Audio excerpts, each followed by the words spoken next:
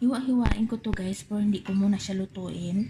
Dahil yung pinagkuluan ko, palamigin ko muna yan bago ko siya ilagay sa ref.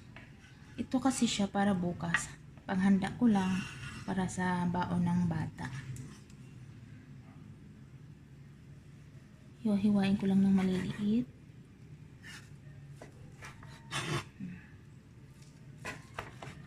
Hindi ko siya hiniwa na bago ko siya pinakuluan dahil ayaw ko madurog yung karni.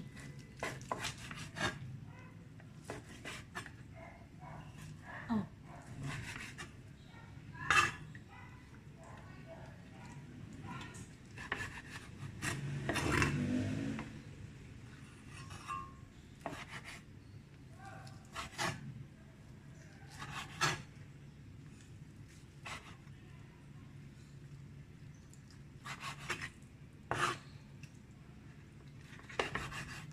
Sobrang lambot niya guys. So grabe talaga.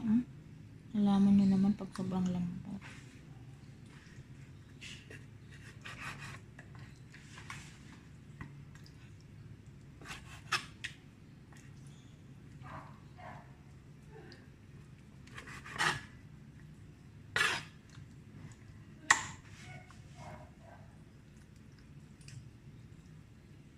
Ayan ko siya.